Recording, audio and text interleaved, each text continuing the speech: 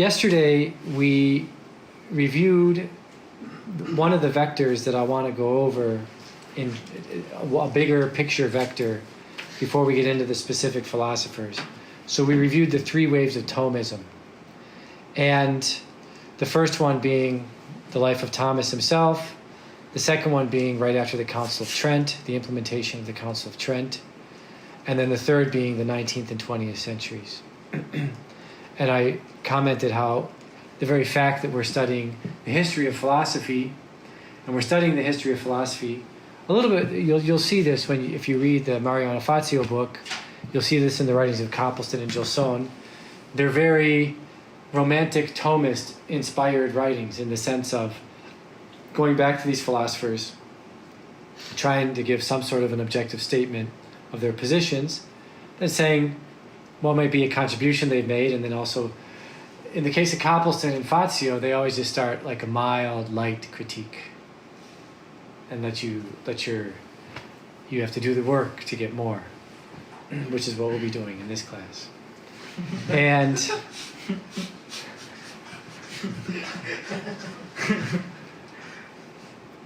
one of the questions that was from the previous class, which I didn't answer and I probably should have, was Gilson points out that there are these, you can see these circles, you can see these cycles maybe in philosophy, in the history of philosophy.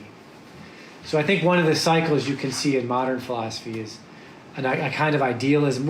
I'll say more about this later, but a kind of idealism with Descartes. And then in the next generations, one skeptic or one philosopher who takes the Cartesian system in a radical way is Spinoza. And then Cartesianism meets a philosopher who despairs almost completely of philosophy, who dismantles Cartesianism, is David Hume. So he would be the dismantling of the Cartesian philosophy. But then you get different efforts between David Hume and Nietzsche. You get different efforts of trying to revitalize the idealism. You get utilitarianism as a kind of a crass idealism. To call it idealism would be maybe too much. It's more of a pragmatic. And then you get, obviously, Kantianism is a kind of idealism, and Hegelianism is a kind of idealism to rival Humean skepticism and pragmatism. So you can also see that cycle. And then, of course, Nietzsche would be the beginning of the despair. The despair that at the end of the Cartesian cycle. Or the tyranny that we're living under right now is a sign of the despair of the Cartesian cycle. Just giving up. Handing things over to the postmodern technocratic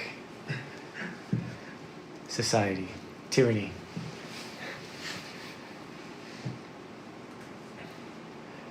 I did not mention the despair in Islam, and what I'd like to do next is say a few things about the relationship between faith, reason, and science within Islam, Judaism, and Christianity. And I have to paint a kind of bigger historical picture than just dealing with 1600 to the present. But I think painting this bigger historical picture helps us to understand a number of things. And also it helps us understand that some of the positions that philosophers end up taking about science and about even what philosophy can do, they're very connected to or rooted to a prior religious commitment or a prior theological commitment.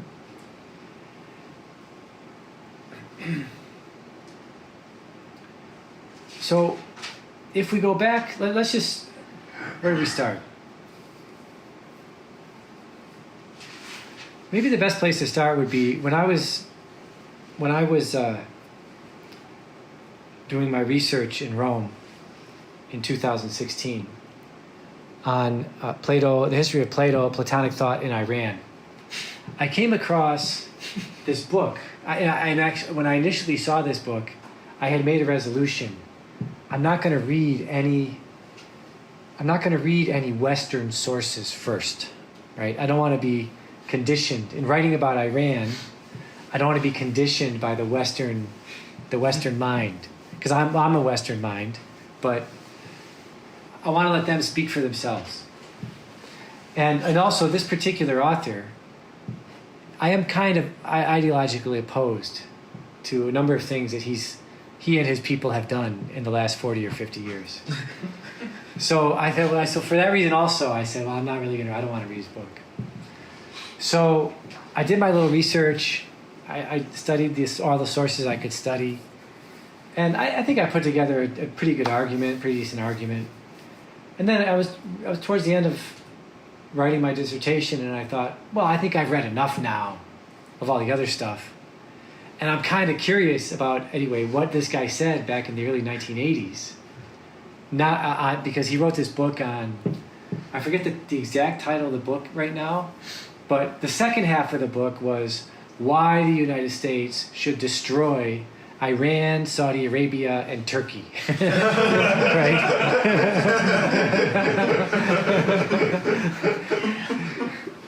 And the author, there's no, we don't need to hide the author.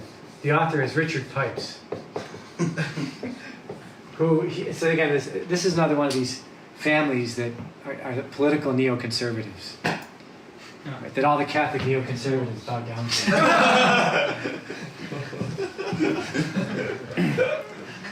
Question? Did he do he did a history of the Russian Revolution? Yes. Really famous? His father. Oh, his father. His father. Actually, wait. I'm sorry, I forget now. There's a Daniel and a Richard. I think Richard did the Russian Revolution. I think Daniel did the Iran book.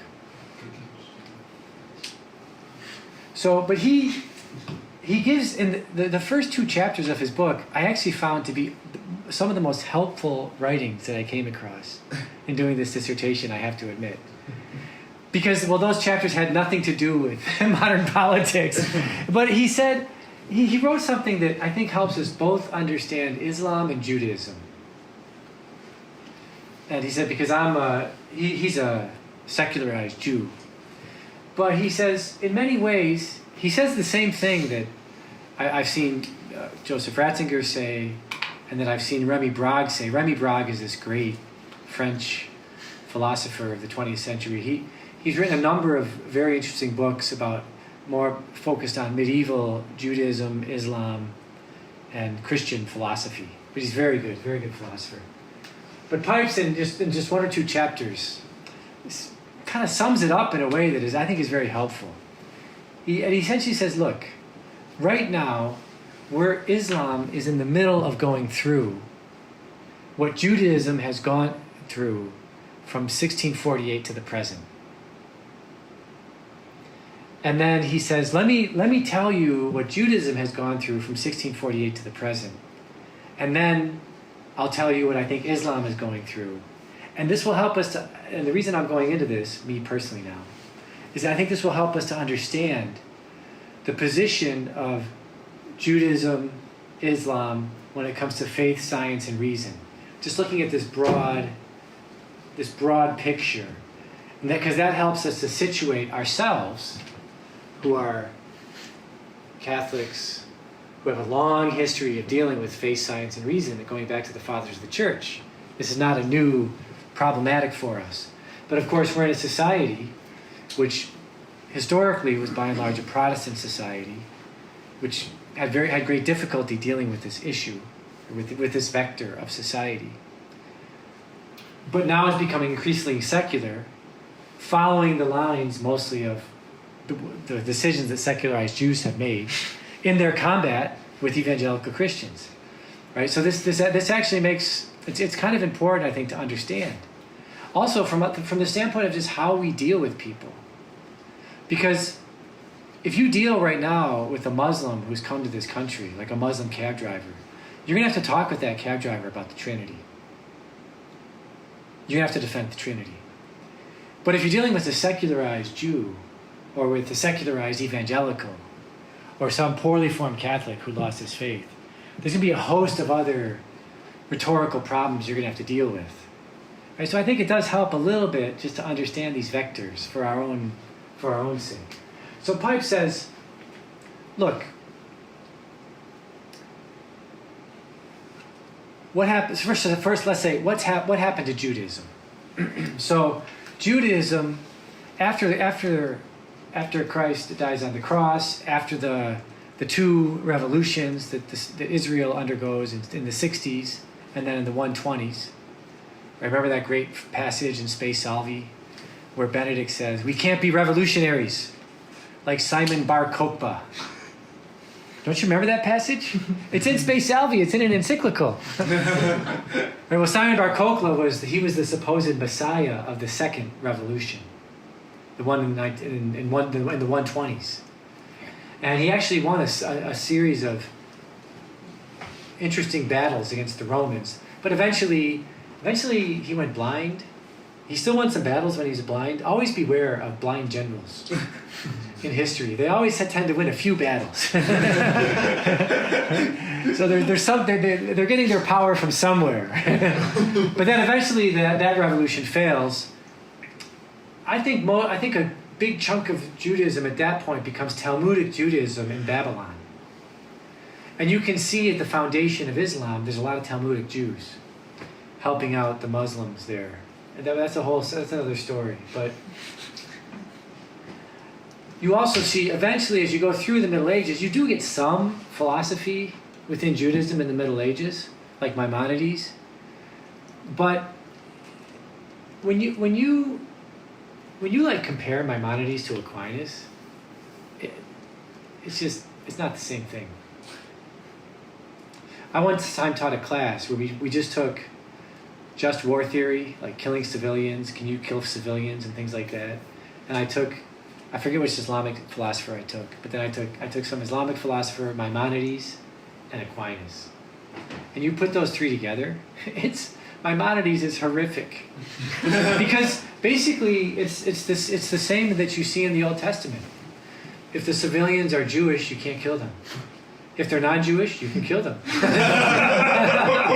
It's pretty straightforward. At least it's honest. But it's not actually that sophisticated. And anyway, so for the most part, up until here's the pipes. 1648. Why is 1648 this magic year? Well, up until 1648, and this is a little bit of a simplification, but it's helped that we start with simple things and then we can make them more complex as we go along. That's how learning takes place. So up to 1648, for the most part in Western Europe, the Jews are living in the ghettos. So most of them at this point are living in Poland, which they call, by the way, the paradise of the Jews. And why? Because the Poles basically said, in your ghettos, you can live your law. However, whatever you think your law is, you can live it. If you think it's Mosaic Judaism, fine. Rabbinical Judaism, fine. Talmudic Judaism, fine. You guys figure it out for yourself and you live your law in your neighborhoods. And that's why the Jews called Poland the paradise of the Jews, because they were like, we got our neighborhoods, we can live in the ghetto as we want. So in 1648, there's this guy, Shabbatai Zevi. And Shabbatai Zevi proclaims himself as the Messiah, who's going to introduce the kingdom of justice and peace. He's going to establish an empire of justice and peace, which will then unite the whole world and rule the entire world. And Shabbatai Zevi, proclaiming himself the Messiah, says that what he's going to do is he's going to go to Constantinople and he's going to convert the Sultan. How do you spell that? Yeah. Shabbatai Zevi. He came from Poland? He came from Western Europe. Okay. So he says, I'm going to go to Constantinople, I'm going to convert the Sultan. And then that'll be the basis of this universal empire that we'll establish.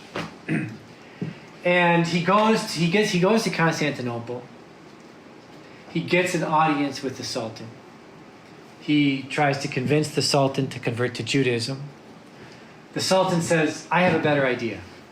I'm going to tie you to a post, and I'm going to have my archers plug you with arrows. or you can convert to Islam. So he takes Islam. And he becomes the ruler of the province of Palestine. He becomes the governor of Palestine. And if ever you read about him, there'll always be this little back and forth. Well, he really didn't convert, and the whole thing of, because again, within Talmudic Judaism, you can lie and convert to save your life, right? So there'll be a little debate about this. You'll see when you look it up on Wikipedia. But essentially, what happens at this point is that a debate starts within Judaism. We got to come out of the ghetto. And when we come out of the ghetto, what are our options? Well, one option is God has never favored us because we've never really fully lived the Mosaic law.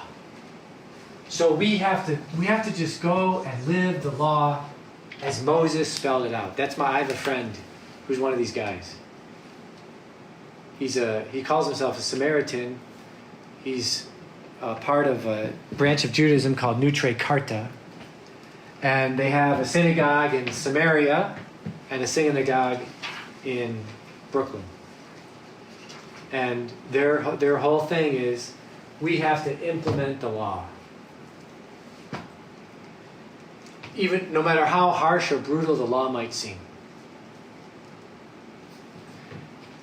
And during this time also, there arose, because there was the nation state, the emergence of the nation state in Europe, there arose this desire also, well, maybe we should have a nation where we can implement our law. And we can use any tactics, whatever, including terrorism, to have our nation so we can implement our law. There was on the other extreme said, well, what's happening right now is enlightenment.